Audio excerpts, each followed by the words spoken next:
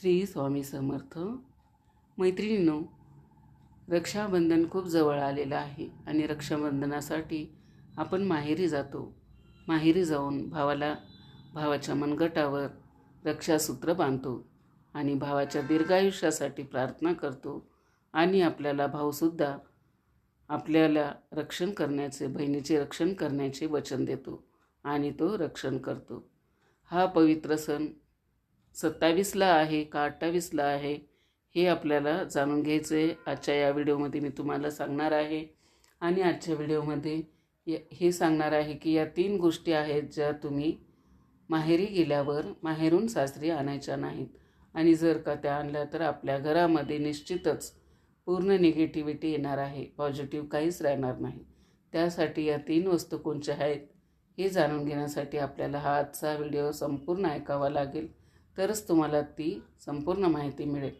भद्रकाळ कधी आहे, राखी बांधण्याचं शुभमुहूर्त कधी आहे आणि बऱ्याच गोष्टी तुम्हाला रक्षाबंधनाची संपूर्ण माहिती तुम्हाला आजच्या या व्हिडिओमध्ये ऐकायला मिळणार आहे. त्यासाठी व्हिडिओ स्किप न करता शेवटपर्यंत नक्की ऐका. चॅनलवरती जर नवीन असाल तर चॅनलला सबस्क्राईब करा. चला तर मग अधिक वेळ न घालता व्हिडिओला सुरुवात करूया. मैत्रिणींनो, रक्षाबंधनाचा सण हा भाऊ आणि बहिणीमधील अतूट प्रेमाचे प्रतीक आहे. या दिवशी बहीण तिच्या भावाच्या मनगटावर रक्षासूत्र म्हणजेच राखी बांधते आणि त्याच्या दीर्घ आयुष्यासाठी आणि आरोग्यासाठी प्रार्थना करते आणि भाऊ देखील आपल्या बहिणीचे नेहमी रक्षण करण्याचे वचन देतो. मैत्रिणींनो, तुम्ही भद्रकाळात राखीचा सण साजरा करणे शास्त्रामध्ये अशुभ मानले जाते. म्हणूनच चुकूनही भद्रकाळात कधीही आपल्या भावाला राखी बांधू नये. यामागे एक पौराणिक कथा आहे. असे म्हटले जाते की लंकेचा राजा रावणाने भद्रकाळात आपल्या बहिणीला राखी बांधायला लावली आणि 1 वर्षाच्या आत त्याचा नाश झाला. याशिवाय शनिदेवांची बहीण असलेल्या भद्राला ब्रह्मदेवानी शाप दिला आहे की जो कोणी काळात कोणतीही शुभ किंवा मंगल कार्य करेल त्याचे फळ नेहमीच अशुभ राहील. म्हणूनच तुम्ही चुकूनही भद्रकाळात रक्षाबंधनाचा सण साजरा करू नये. आणि रक्षाबंधन सुरू होण्यामागे विविध कथा आहेत. त्यापैकी एकाची मते युद्ध दरम्यान भगवान श्रीकृष्णाच्या अंगठ्याला दुखापत झाली तेव्हा द्रौपदीने कपड्याचा तुकडा बांधला. तेव्हा भगवान श्रीकृष्णाने गरज पडल्यास मदत करण्याचे वचन दिले. भगवान श्रीहरी विष्णूंना राजा बळीच्या बंधनातून मुक्त करण्यासाठी माता लक्ष्मीने राजा बळीला राखी बांधली. राजा बळीने रक्षण करण्याचे वचन दिले. भगवान विष्णू मुक्त झाले. अशा प्रकारे रक्षाबंधनाचा सण माता लक्ष्मीशी संबंधित आहे. मैत्रिणींनो, रक्षाबंधनाच्या दिवशी बहीण आपल्या भावाच्या मनगटावर राखी बांधते आणि त्याच्या दीर्घायुष्याची कामना करते. बहीण दोघांनीही आंघोळ आणि शक्य असल्यास नवीन कपडे घालावेत. परंतु लक्षात ठेवा की शुभ प्रसंगी काळे कपडे घालू नका. कपडे परिधान केल्यानंतर तुम्ही एकत्र देवाची पूजा करावी. पूजेपूर्वी तुम्ही पूजा थाळी लावावी आणि त्यात रोली, चंदन, अक्षदा, राखी, मिठाई इत्यादी पूर्ण शुद्ध तुपाचा दिवा ठेवावा. मैत्रिणींनो, तुम्ही पीठ, माती किंवा पितळाचा दिवा बनवू शकता ज्याने तुम्ही तुमच्या भावाची औक्षण कराल. मैत्रिणींनो, आता सर्वप्रथम ही पूजा थाळी देवाला समर्पित करा आणि देवाच्या मनगटावर पहिली राखी बांधण्यापूर्वी मंदिरात राखी अर्पण करा. यानंतर तुमच्या भावाला पूर्वेकडे किंवा उत्तरेकडे तोंड करून बसवा आणि बहिणीच्या तोंड पश्चिमेकडे असावे. मैत्रिणींनो, रक्षाबंधनाच्या दिवशी घरातील मंदिरात पूजा झाल्यानंतर सर्वप्रथम भगवान गणेशाला राखी बांधा आणि नंतर शेवट भावाच्या मनगटासाठी एक थाळी सजवा. नंतर सर्वप्रथम भावाला टिळक लावा. त्याच्यावर रोली, चंदन आणि अक्षदा लावा. त्याच्यावर काही फुले शिंपडा. जर फुले वगैरे नसतील तर तांदूळ शिंपडा आणि शेवटी भावाचं औक्षण करा. आता तुमच्या भावाच्या उजव्या मनगटावर राखी बांधा आणि त्यानंतर भावाला मिठाई खाऊ घाला. भावासाठी कोणतेही शुभ कार्य करू नये. राखी बांधल्यानंतर भावाने आपल्या बहिणीचे रक्षण करण्याचे वचन देखील द्यावे की मी नेहमीच तुझे रक्षण करीन. मी तुझी प्रत्येक मागणी पूर्ण करीन. मी तुझी प्रत्येक इच्छा पूर्ण करीन. जर पालक नसतील तर मी पालकाची अनुपस्थित पूर्ण करीन. मी वडील बनून तुझी इच्छा पूर्ण करेन. मी तुझी आई बनून तुझे पालनपोषण करेन आणि तुझी बहिणींना भेटवस्तू द्याव्यात. 2026मध्ये 28 ऑगस्ट शुक्रवारी रोजी रक्षाबंधनाचा सण साजरा केला जाईल.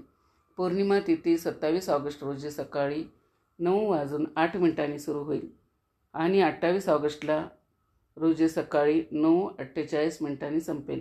रक्षाबंधन विधीसाठी शुभ वेळ 28 ऑगस्ट रोजी सकाळी 6:19 पासून तर सकाळी 9:48 असेल. यावर्षी रक्षाबंधनाच्या दिवशी भद्रा सावली नसणार आहे. भद्रा पाताळात राहते, तथापि अनेक विद्वानांचा असा विश्वास आहे की जर भद्रा पाताळात किंवा स्वर्गात राहते तर ती पृथ्वीवर राहणाऱ्या लोकांसाठी अशुभ नाही, ती शुभ मानली जाते. पण अनेक शुभ कार्य पाताळातील भद्रा दुर्लक्षित केली जात नाही. शेवटी आपण हिंदू आहोत म्हणून आपल्याला प्रत्येक शुभ किंवा अशुभ कार्याचे पालन करावे लागते. आपण कोणत्याही शुभ किंवा अशुभ कार्याकडे दुर्लक्ष करू शकत नाही. आणि मैत्रिणींनो, रक्षाबंधनाच्या संध्याकाळी पंचक असतो. यावर्षी या दिवशी पंचक नाही. 27 ऑगस्ट रोजी सुरू झालेला धनिष्ठ नक्षत्रयुक्त अल्प काळ 28 ऑगस्ट रोजी सकाळी संपतो. परंतु त्या काळात कोणतेही पंचक किंवा अशुभ बाधा राखी पौर्णिमेच्या सणावर नसते. मैत्रिणींनो, हे लक्षात ठेवा की भद्र काळात राखी बांधल्याने नेहमीच कुटुंबाचा नाश होतो. म्हणूनच यावेळी कधीही भावाला राखी बांधू नका, कारण संपूर्ण कुटुंब गरीब होऊ शकते. यावेळी राखी लंकापती रावणाला बांधली गेली होती, म्हणूनच त्याचे संपूर्ण कुळ नष्ट झाले. म्हणूनच वेळेनुसार रक्षाबंधनाचा सण साजरा करणे खूप शुभ आणि शुभ ठरेल. मैत्रिणींनो, हे थोडे कठीण आहे, पण हा काळ तुमच्या भावासाठी आणि तुमच्या कुटुंबासाठी शुभ ठरणार आहे. अनेक लोकांमध्ये अशा परंपरा आहेत की ते सूर्यास्तानंतर रक्षाबंधनाचा सण साजरा करतात. शुभ मुहूर्तावर राखी बांधल्याने भावाला लाखो वेळा शुभ फळ मिळते. त्याला कधीही कोणतेही दुर्दैव येत नाही. अशा बहिणीचा भाऊ जिथे जाईल तिथे त्याला प्रगतीचा अनुभव येईल. असा भाऊ लाखो आणि कोटीशी खेळेल. तो सर्व काही प्रतिष्ठा, पैसा, संपत्ती कमवेल. राहुदोष खेळेल. तो सर्व काही प्रतिष्ठा, पैसा, संपत्ती कमवेल. राहुदोष, पितृदोष, नजरदोष, मंगलदोष सर्व काही दूर राहील. आणि मैत्रिणींनो, रक्षाबंधनाच्या दिवशी भावाला काळी राखी बांधू नये. ते शुभ मानले जात नाही. भावाच्या मनगटावर लाल रंगाची राखी बांधणे नेहमीच शुभ आणि खूप शुभ मानले जाते. रक्षाबंधनाच्या पवित्र प्रसंगी बहिणीला कधीही चाकू, ब्लेड इत्यादी भेट देऊ नये. याचा जीवनावर खोलवर नकारात्मक परिणाम होतो. अशा परिस्थितीत बहिणीला पांढरे कपडे भेट देऊ नये. चप्पल इत्यादी देखील देऊ नये. दक्षिणा भेट द्यावी. म्हणून प्रेमळ बहिणीने आपल्या भावाला आपला भाऊ बनवले. जर तिने त्याला भावाचा दर्जा दिला तर भाऊ आपल्या बहिणीसाठी इतके काही करू शकतो. त्यामुळे खूप शांती आणि आनंद मिळतो. धार्मिक शास्त्रानुसार असे मानले जाते की बहिणीने स्वतः भावाच्या घरी जाऊन बहिणीला राखी बांधावी. वेद आणि पुराणानुसार जी बहीण स्वतः रक्षाबंधन करत नाही आणि भाऊ बहिणीच्या घरी येतो त्या बहिणीला दोष दिला जातो. म्हणूनच रक्षाबंधनाच्या दिवशी बहिणीने भावाच्या घरी जावे अशी परंपरा आहे.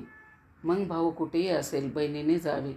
जर भाऊ तुमच्यासोबत नसेल, परदेशात राहतो, काही कारणास्तव तुम्ही भावाकडे जाऊ शकत नसाल तर तुम्ही भावाच्या नावाने रक्षाबंधन थाळी, राखी, मिठाई, अक्षदा, रोली, गणपतीला तुमचा भाऊ मानून त्याच्या मनगटावर चंदनाचा टिळा बांधावा. ती राखी तुमच्या भावाच्या मनगटावर आपोआप पोहोचेल. मग तुम्ही ती श्रीकृष्णासाठी बांधा किंवा नारायणासाठी, तुम्ही ज्याचे भक्त असाल त्याच्या मनगटावर बांधा. ती राखी तुमच्या भावाच्या मनगटावर आपोआप पोहोचेल. आणि अशी राखी हृदयात बांधलेली, खऱ्या भक्तीने बांधलेली, स्वतः देवाच्या बरोबरीची बनते. मैत्रीण, रक्षाबंधनावर काय शिजवावं आम्हाला कळवा, पण रक्षाबंधनाच्या वेळी कांदा आणि लसूण न घालता अन्न शिजवावे. कारण यावेळी देवी शक्ती, देव स्वतः पृथ्वीवर येतात. तो त्याच्या भक्तांना राखी बांधण्यासाठी पृथ्वीवर येतो आणि त्यांना अन्न देतो. अशा परिस्थितीत त्या दिवशी भावाच्या आत देव राहतो. म्हणूनच या दिवशी लसूण, कांदा मांस, दारू, सिगारेट, गुटखा इत्यादी कधीही खाऊ नयेत, अन्यथा रक्षाबंधन तुटेल. बहिणीचा उपवास मोडेल. तुम्ही पुरी खीरमध्ये रंगही घालू शकता. गोड हलवा, गोड सेवया नक्कीच बनवा. घरात गोड पदार्थ असले पाहिजेत, कारण या दिवशी देव भावात राहतो आणि बहिणीला भरपूर आशीर्वाद मिळतात. म्हणून गोड पदार्थ बनवले पाहिजेत. तुम्ही काही बनवा किंवा न बनवा, पण गोड शेवया बनवून देवाला अर्पण करावे आणि त्यानंतरच रक्षाबंधन साजरे करावे. ते खूप शुभ आणि अत्यंत शुभ मानले जाते. तुम्ही रसाळ बटाटा करी, फुलगोबी, केळी करी, चटपटीत फुलगोबी, बटाटा वटाणा पुलाव, पनीर पुलाव, काकडीचा रायता बनवू शकता. या दिवशी घरी शिजवलेले अन्न बनवावे. या दिवशी घरात तवा वापरू नये, ते अशुभ मानले जाते. शास्त्रानुसार सणाच्या शुभ मुहूर्तावर बनवलेले ही शिजवलेले अन्न मानले जाते. भक्त स्वतः देवाकडून ते स्वीकारतात.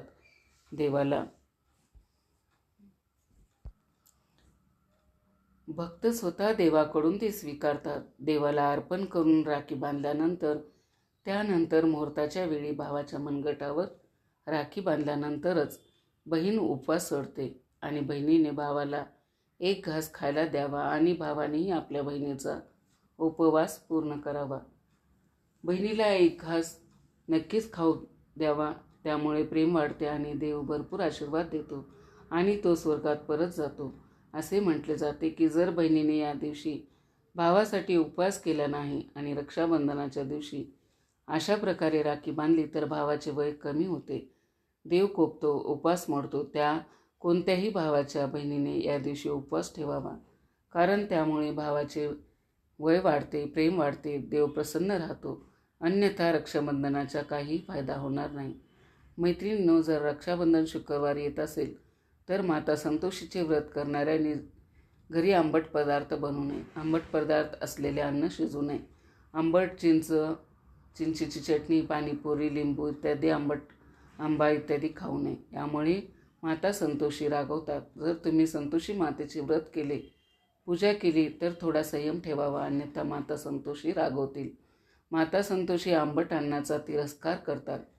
ती हे सहन करू शकत नाही, कारण जेव्हा रक्षाबंधन शुक्रवार येते तेव्हा माता संतोषी देखील सक्रिय अवस्थेत असते.